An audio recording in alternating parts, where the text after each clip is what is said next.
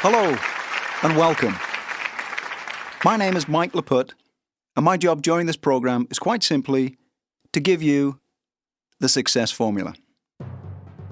The tools that you can use right now to help you clearly identify your goals, organize your time, and become an outstanding achiever in your chosen field. In fact, it's about finding the time for success. So, sit back, relax, switch on your imagination, and allow me to join you on a journey through time. A journey which will take us from your earliest childhood to a time and a place where you literally control the future.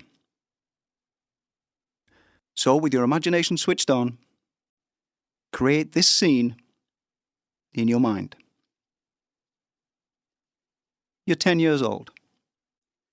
You're sitting at home with your parents, and you've just finished your favorite meal. You're surrounded by familiar sounds, sights, and smells. You're feeling very relaxed, comfortable, safe, secure. And for you, at this moment, life is very, very good. But something's going to happen in the next few moments that is going to enrich your life beyond your wildest dreams.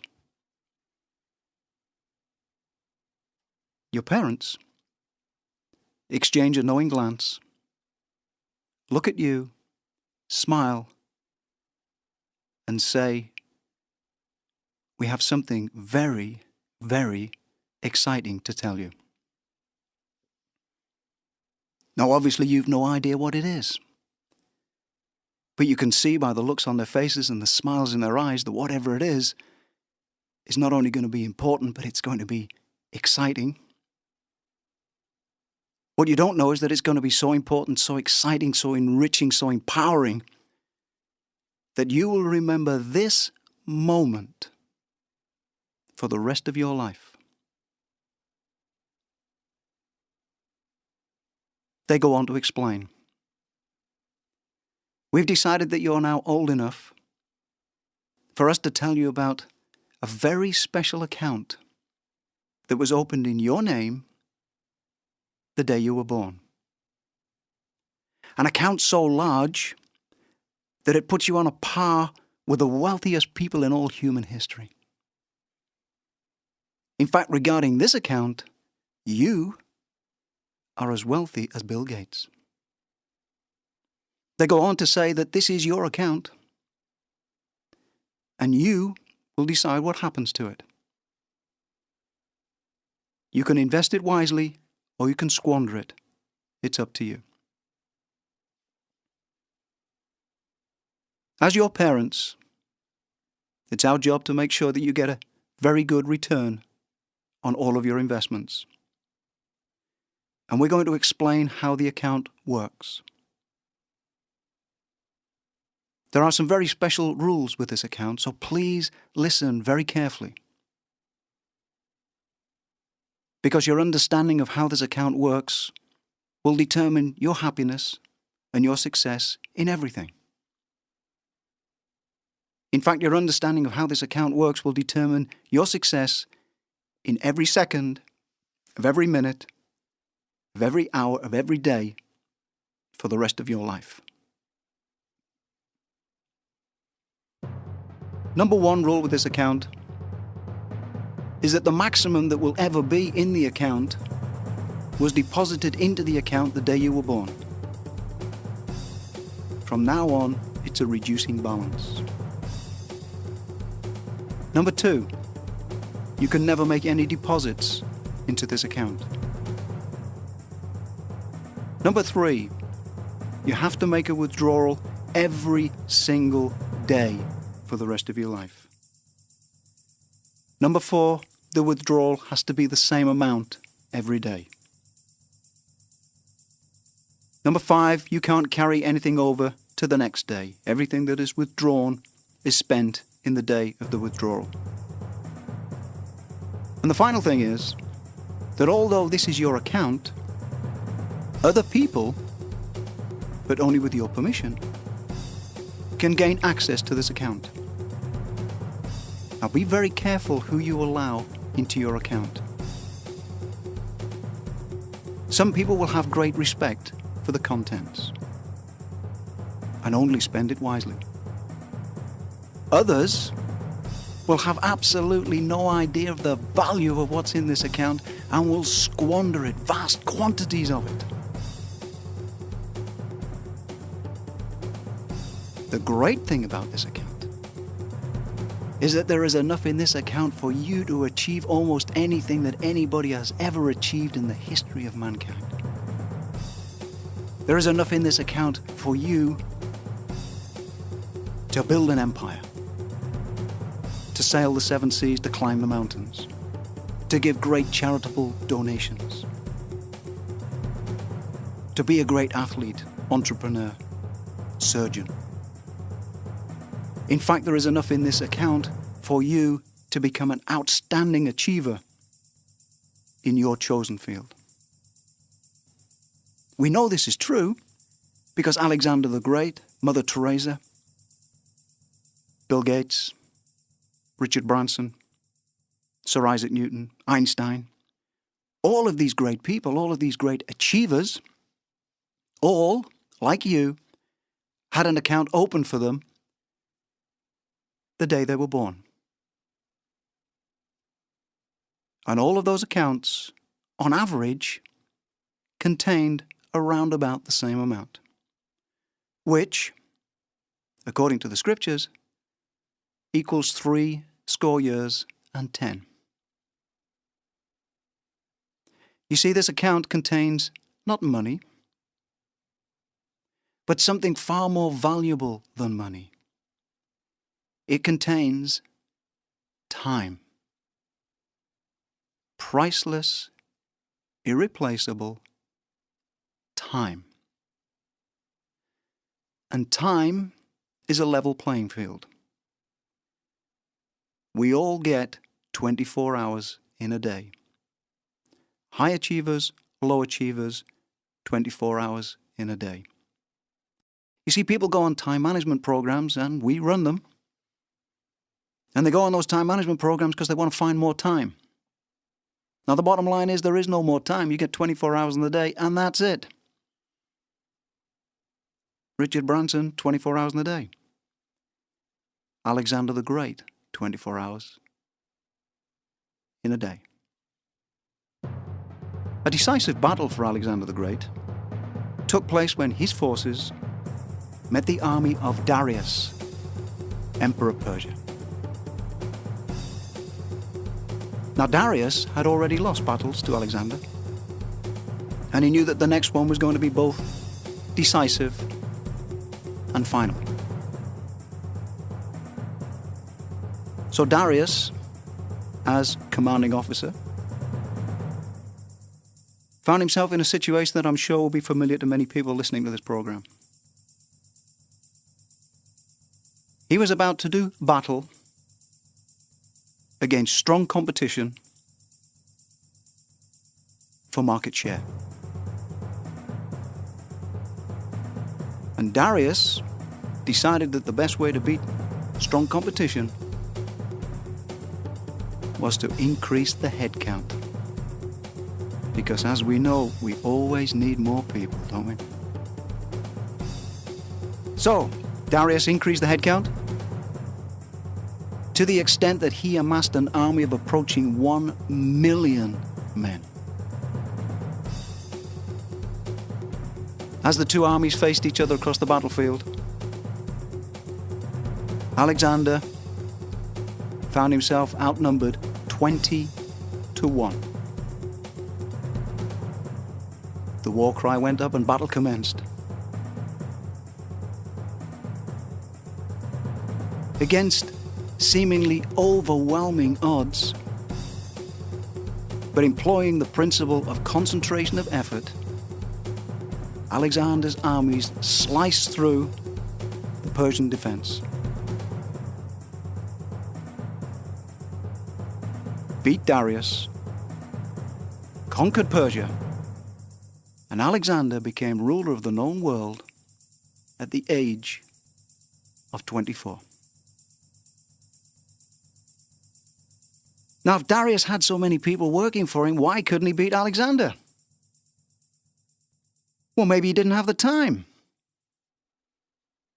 Well, if we start the stopwatch when the war cry goes up and we stop it when the surrender happens, then it seems to me they both had the same amount of time.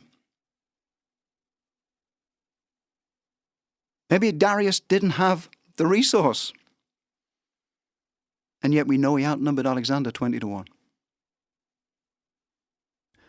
So Darius had the overhead. Darius had the head count. But Alexander, you see, Alexander had the plan. The question is not, do you have the time? The question is, do you have the plan? Now, you don't have to go back to Alexander the Great to find people with plans building empires against overwhelming odds. Henry Ford did it when he started the Ford Motor Company, that would go on to produce profit at the rate of $699 per second. Thomas J. Watson did it when he started IBM, a company that would go on to have a $60 billion turnover. Conrad Hilton did it with hotels. Richard Branson has done it with Virgin. And Ray Kroc did it with McDonald's. Ray Kroc was a milk machine salesman who went to San Bernardino to sell his product to the McDonald's brothers, owners of a fast food restaurant serving hamburgers. He was so impressed with the system that they had devised that he persuaded them to sell him the rights to franchise the idea and to use the name McDonald's. He then went on to build the most successful franchise operation the world has ever seen. Using a turnkey methodology, he opened over 11,500 franchises in the US, feeding 22 million Americans every day. Operating in almost every country in the world, and at one time opening restaurants at the rate of one every 17 minutes. Now, did Ray Kroc have more time to do this than the original McDonald's brothers? No. You see, they had a great plan to produce hamburgers. And Ray Kroc had a great plan to produce an empire. Now, you don't have to build an empire to be a great achiever. On the 6th of May 1954, Roger Bannister found time to become the first person to run a mile in under 4 minutes. In 1984, Ingrid Christiansen found time to be the fastest woman to run the London Marathon. She found time to do it again in 1985, again in 1987, and again in 1988.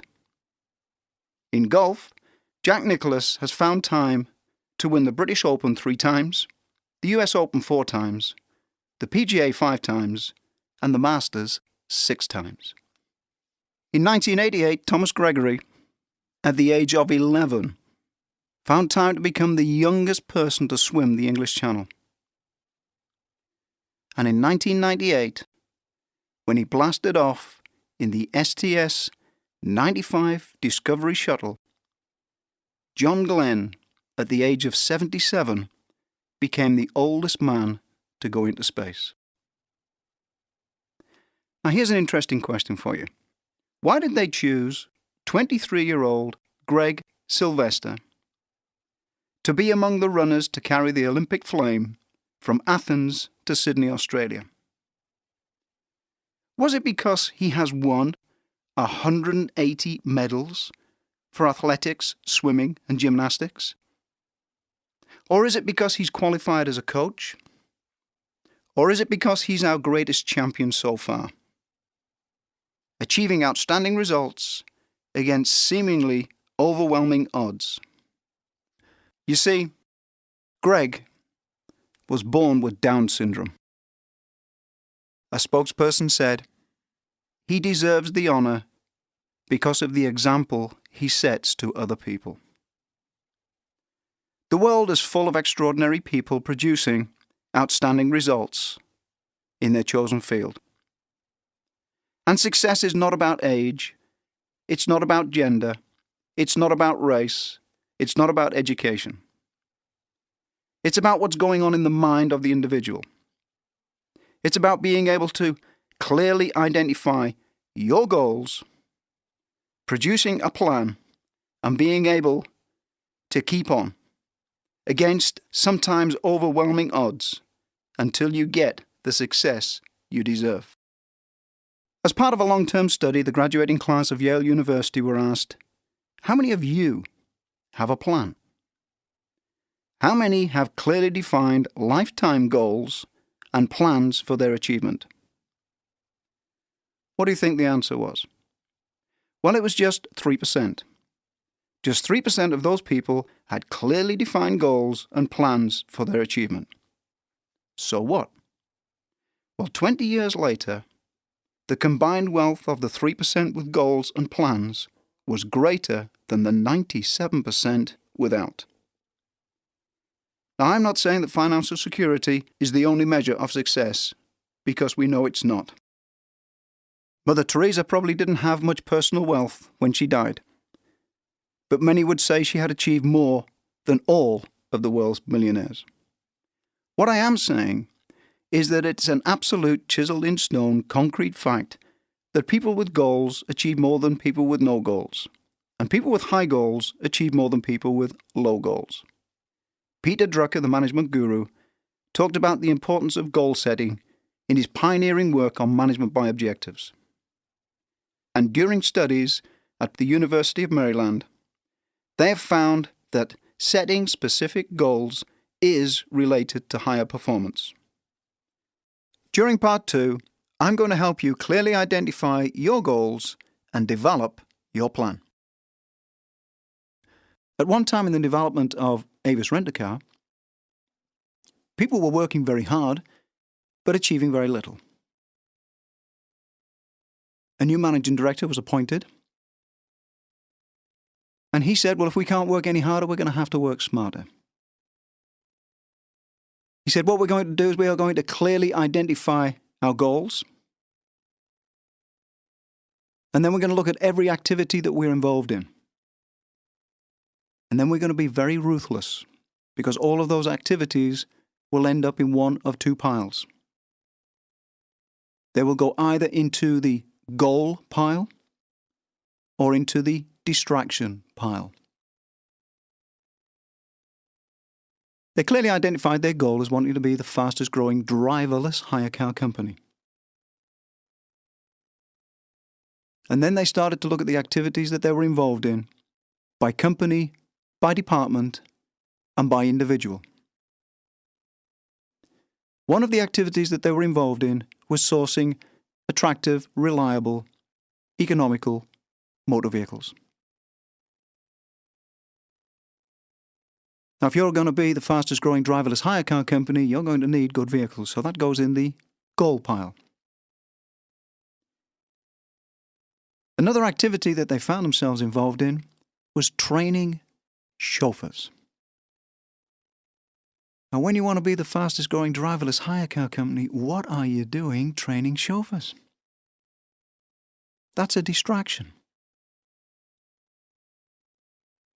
A good phrase came out of this, which is, when it comes to time management, it is more important to do the right things than to do things right.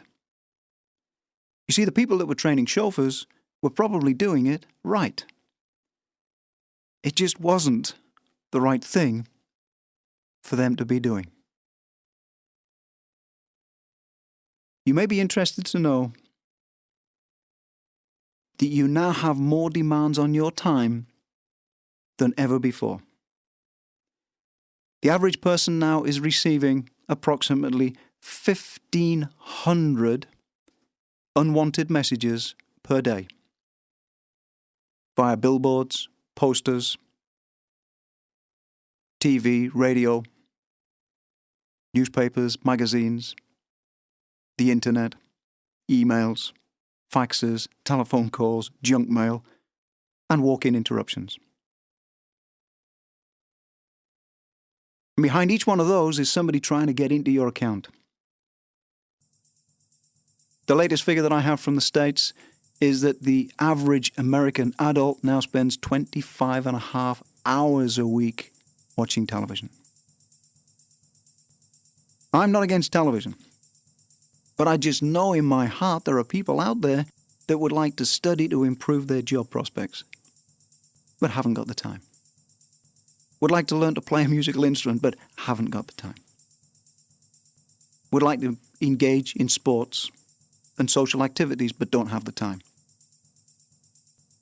They have the time, they just choose to use it watching the television. The fascinating thing is that you are also in the most exciting time in all human history. You have more opportunities available to you now than ever before.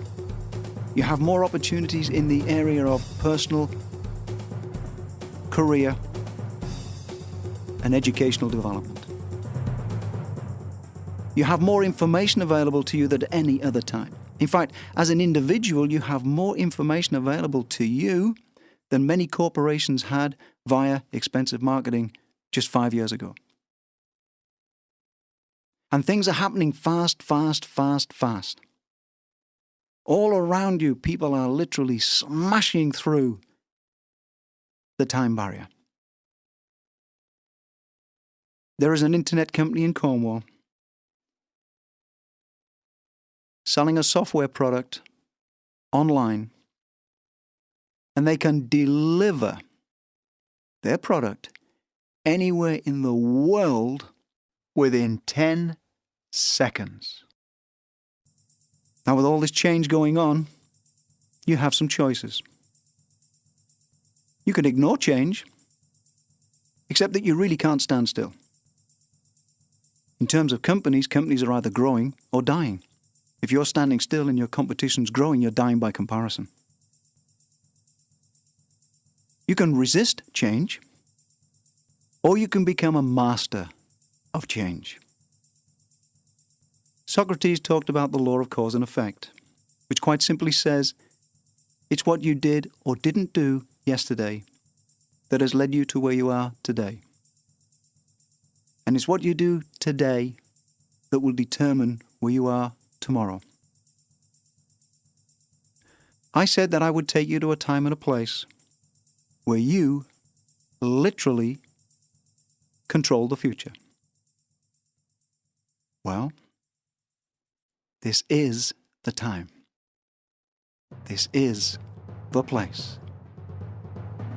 And the future is in your hands.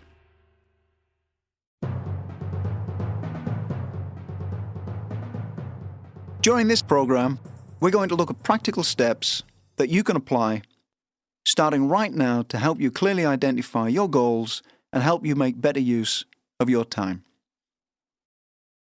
If you're driving, simply listen to the whole program and do the written exercises later. We know from the work done in session 1 that people with goals achieve more than people with no goals, and people with high goals achieve more than people with low goals. Goal setting is the master skill of time management, and time management, the master skill of high achievers. So for you to make the very best use of your time, and for you to become the very best you can be, the starting point is for you to clearly identify your goals. Once you've identified your goals, you can develop your plan. Once you develop your plan, you will get increased motivation, which will drive you like a heat-seeking missile towards the success you deserve. Once the why is big enough, you'll find the how, because you know that where there is a will, there's a way. Clearly identifying your goals will help you develop the why, the how, the will, and the way. So, if goal setting is the vital ingredient in success, why don't people set goals? Why don't individuals set goals? Why don't companies set goals? We still find companies that have A, no company goals, B, no department goals, and C, no individual goals? Well, whether it's corporate or individual, there are some common reasons for not setting goals.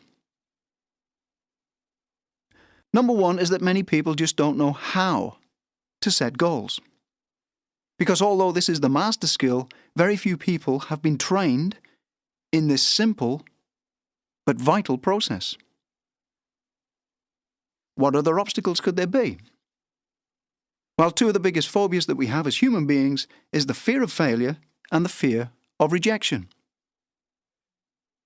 If goal setting is the master skill of high achievement, then the fear of failure and the fear of rejection are without a doubt the greatest obstacles. And yet we are not born with the fear of failure or the fear of rejection. These are learned skills. When we are children, we believe that we can do almost anything. We say things like, I'm going to be a great athlete. I'm going to run a marathon. I'm going to be the first person to row the Pacific. But what happens when we tell people? Well, they come back with things like, you can't, you can't, you can't, you can't. You're not tall enough. You're too tall. You're too fat. You're too thin. You're too old. You're not old enough. And the more we hear these comments, the more we develop the fear of rejection and the fear of failure, the less we do, and the more the time goes out of the hourglass for little or no return. But the truth is, there is no success without failure. Thomas Edison was one of the greatest inventors of all time. But he was also one of the greatest failures of all time. He failed in more experiments than almost any other inventor. There is no success without failure. Everything you can do well now, you initially failed at. Walking, talking, reading, writing, driving a car. Imagine this situation. You're maybe 12 to 14 months old, and you're crawling around on all fours. You see people walking around on two legs, and you think, hey, that's a good idea. I think I'll try it. So you stand up, fall over, and say, that's it, I tried, it doesn't work. Now you're the only 20, 30, 40-year-old person with the ability to walk that never reached the full potential. You have to accept that failure is part of success. You have to stand up and fall over and stand up and fall over and stand up and fall over until you can stand up without falling over. Then you can walk, run, jump, and even go on to run the marathon. You have within you the seeds of greatness. Don't allow the fear of rejection to stop you setting the goals and winning the medals. Let's look at the 4 ingredients of outstanding achievers. Number 1, all outstanding achievers have clear, specific goals. Number 2, they know what they need to do in order to achieve the goal. They have the plan. Number 3, they understand that the reward only comes after the effort and never the other way around. You have to keep on keeping on. We know that high achievers, professionals, make what they do look easy. But there was a time when, for them, it was difficult. You have to be prepared to pay the price. You have to be prepared to keep on, keeping on, until the difficult becomes easy. Number 4, all outstanding achievers take total responsibility for where they are. Once you set your goals, you must take total responsibility for their achievement. And be careful who you share your goals with. Now, of course, who you share your goals with is entirely up to you. But I can give you some guidelines. If it's a give-up goal, you tell everybody. If you're going to give up smoking, give up drinking too much, give up gambling, you tell everybody. Then when those people see you engaged in that activity, they will remind you of your commitment to stop. If it's a go-up goal, then you share it with A, someone who wants to see you achieve the goal. Your husband, wife, mother, father, children, coach, teacher, supervisor, boss. Because they want to see you achieve the goal, they will give you the encouragement. They will be there for you when you stumble. They will give you the support to keep going. B, you share your goals with people who have already achieved the goal. Why? Because they know it can be done. Because they've done it. They see themselves in you. They can give you the plan. They not only know the destination, they have the map. And it's yours for the asking. Never share your goals with no-hopers. People who just can't see how anyone could ever achieve the things you want to achieve. It's very difficult for people who have no vision to give guidance. Share your goals with people who want to see you achieve and can give you the support, encouragement, and guidance to help you become the best you can be. Take your advice from successful people. Now, you don't have to know the people personally in order to take advice from them. Ideally, once you've clearly identified your goals, you should select a role model, the top person in the area you have chosen to excel. Read their books, watch their videos, listen to their audio tapes, go to their seminars, learn from and improve on their methods. We've looked at the importance of goals, we've looked at the barriers, and we've looked at removing the barriers. We've also looked at who you should share your goals with. It's time now to set the goals. The good news is that it's very, very simple.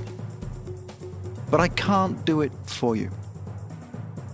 What I can do is to explain some of the powerful tools that you can use starting right now. The first is quite simply a plain piece of paper and a pen or a pencil. What I want you to do now is to pause the program and complete this sentence for me. Write it down on your piece of paper. The incomplete sentence is, if I could only achieve one thing in my life, it would be... Pause the program now and complete the sentence. Rejoin the program when you're ready.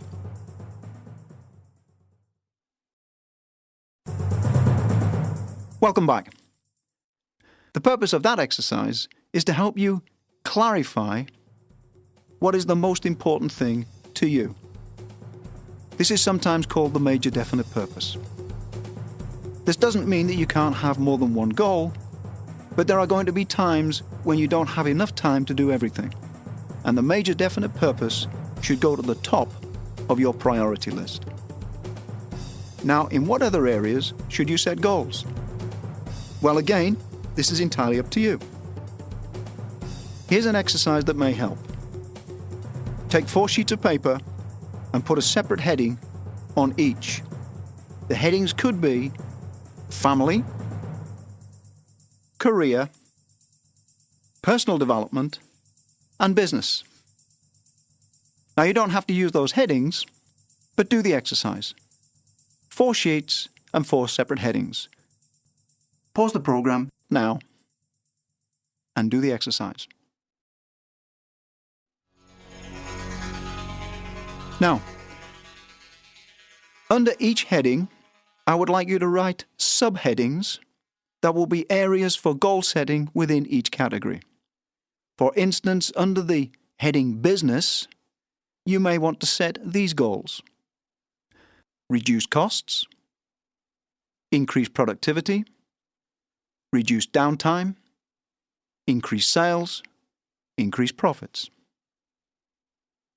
Pause the program now and work on your list. Rejoin the program when you're ready. Now, look at your 4 lists and prioritize the contents of each list. Do it now. For the next exercise, take one of your lists and look at the heading at the top of the page. Now, at the bottom of the page, write a definition of success for that page. Repeat the exercise on the other pages. Do it now before going on to the next exercise.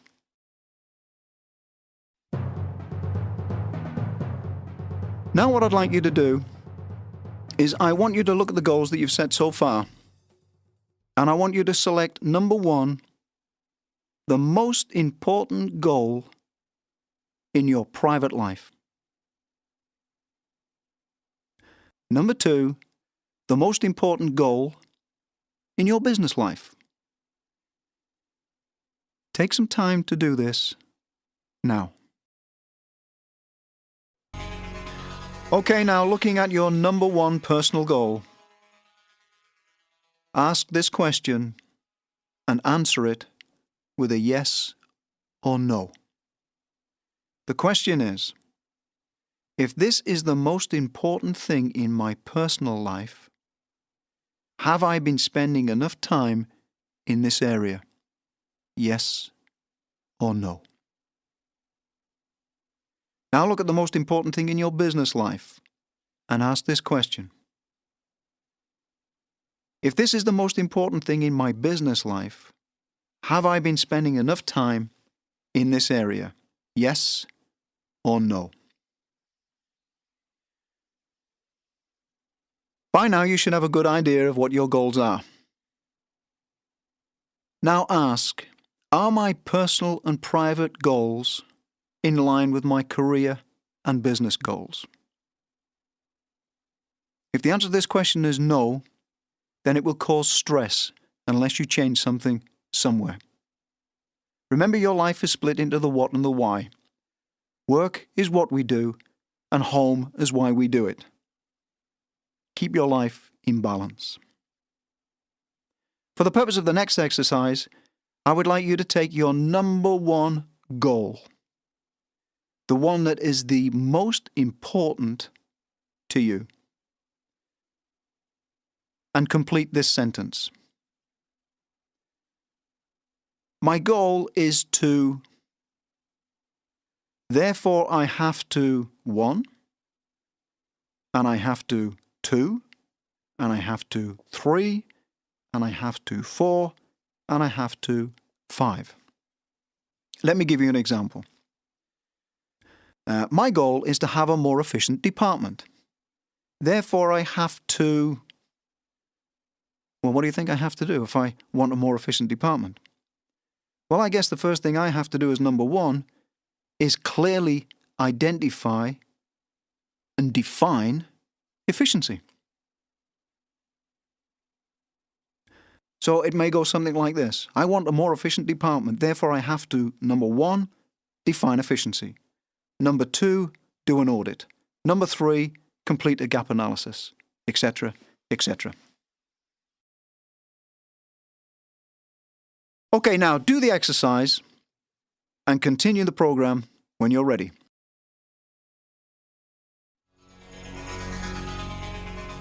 So you've now written down your goals, prioritized your goals, and started work on what you need to do in order to achieve the goals. At this stage, you may be asking, hey, wait a minute. If I didn't have enough time to do everything before I started listening to this program, and now I've given myself a whole list of things to do, where's the time going to come from to do them? Good question. And of course, deep down, you know the answer, don't you? There is no more time. High achievers, low achievers, 24 hours in a day, and that's it. The question is not, do you have the time? You have the time. It was deposited in your account the day you were born. The question is, what are you doing with it? Where is it going? Where are you spending your time now? And what are you getting in return for your investment?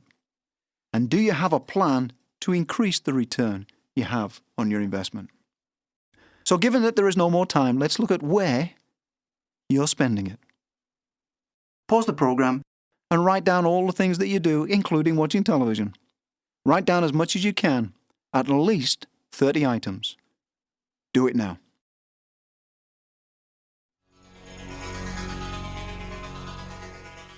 Okay, now look down the list and mark each item with either a tick or a cross. A tick for high priorities and a cross for low priorities. Do it now.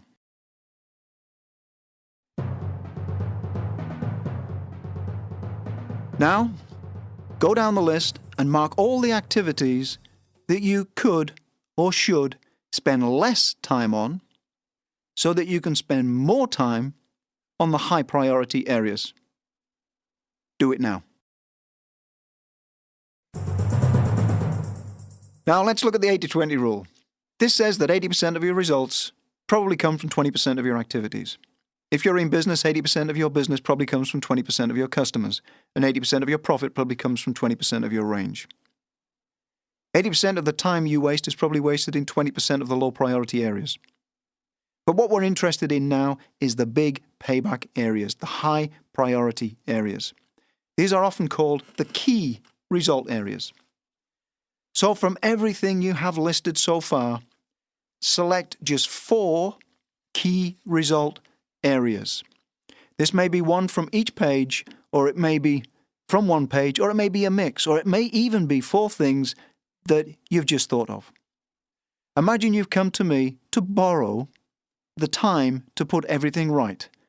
And I say, well, I'm sorry, I'm a bit strapped for time at the moment. I can't lend you enough time to fix it all. I'll tell you what, I'll lend you enough time so that you can just fix 4 items.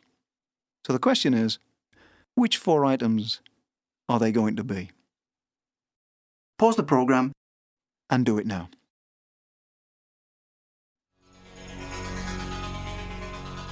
You now have 4 key result areas.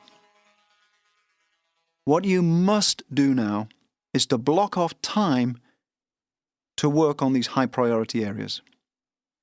Get out your diary and schedule time to ensure that these priorities get the time they deserve. In other words, you book an appointment with yourself to get things done. Do it now.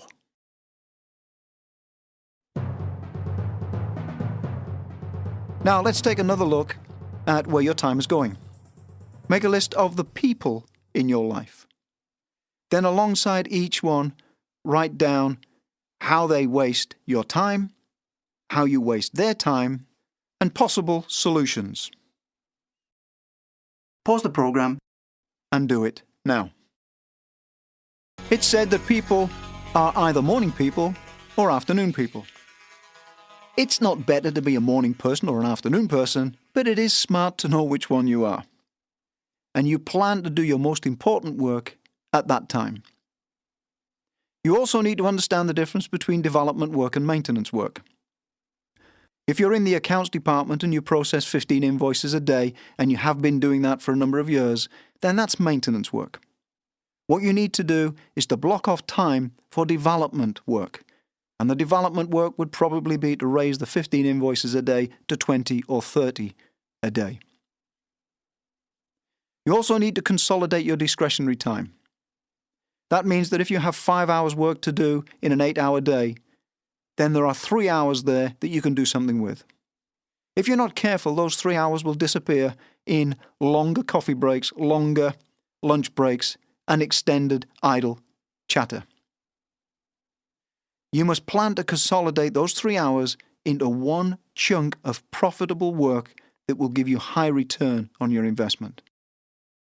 And don't put things off. Procrastination is the art of putting things off. Procrastination is also the thief of time. Yeah, I'll do it tomorrow. I'll get around to it. Yeah, I'll do it tomorrow. So why do we put things off? Well, there are a number of reasons. Number 1 is the fear of failure, and we've covered that one. Another one is that we want to avoid the unpleasant. Well, putting things off often makes it worse. It might be because it's a large project. Well, the more you put it off, the shorter the time available to do it, and the longer the job in relation to the time available. If you're prone to putting things off, ask yourself, why? Why do I put this off? And be honest with yourself. Another thing you can do is to do the unpleasant job first and get it out of the way. Another technique is to break large jobs down into manageable chunks and then plan the activity. Another one is to find an instant task, something that gets you started. Engineers will tell us that trains don't have those very large engines on them to keep the trains going once they're moving.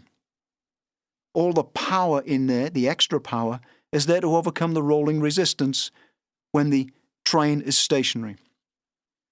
Once the train gets rolling, we can move with less energy. And we are exactly the same. Just find something that gets you started. Another technique to overcome procrastination is quite simply close your eyes and visualize the consequences of doing nothing. Every night before you finish, make a list of things that need to be done to achieve your goals. An alternative to a straight list is to use this method. You get everything on your desk and you pile it up high, and then you put it into separate piles, and the piles are these: must do, should do, could do, delegate, and eliminate. Then you prioritize each list. Let's take a closer look at the eliminate. Get rid of all of those outstanding scraps of paper. Here's a system that you might want to try. Number one, you get everything on your desk and you simply pile the pile. You just get everything and you pile it in one big pile. Now, of course, for some of us, the piles are going to be bigger than for others. The next thing you do is you file the pile.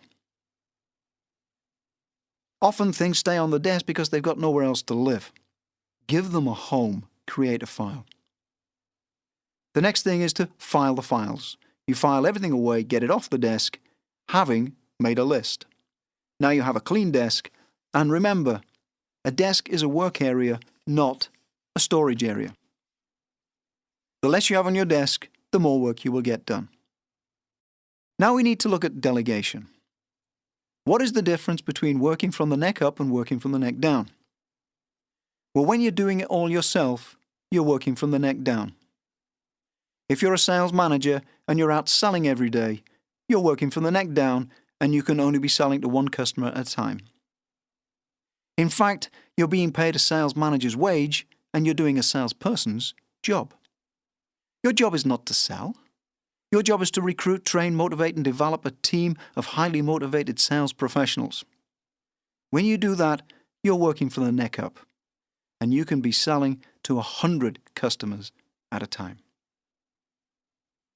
If you're going to focus on high priorities, you need to eliminate, delegate, or outsource the other activities. Now switch off the program and make 4 lists, and you can do this on one page. Number 1, the things I've already delegated. Number 2, the things I could delegate. Number 3, the things I should delegate. And number 4, the things I must delegate. Do it now. Now let's look at celebration. It's important that you celebrate your success. Clearly identify your goals. List what needs to be done in order to achieve those goals. Prioritize the activities. Get out of distractions. Plan to make the best use of your time. Put in milestones and celebrate every time you pass one. Remember that time is a level playing field, and everyone gets 24 hours in the day. High achievers, low achievers, 24 hours in the day. You are living in a world of opportunity. The question is not, do you have the time? It was deposited in your account the day you were born. The question is, how do you intend to spend it? It's what you did yesterday that has made you what you are today. And it's what you do today that will determine your success from now on. You have the formula. You have your goals. You have your plan. And it's now your time for success. If you're in business, why not train your team as a team? Every day, dynamic companies are tapping into the power of their people. Your staff have ideas, energies, and enthusiasm that can benefit your business. Our job at MLP Training is to help you develop your team and your business to new levels of job satisfaction and company profits.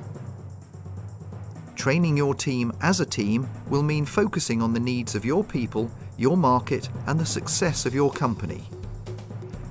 Why not call today to arrange a meeting?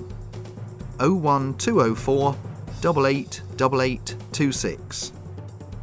Alternatively, if you've enjoyed this programme and you're in sales, dial the same number 01204 888826 and ask for details of how to sell and smash targets every month. Or purchase online from www.mlptraining.co.uk.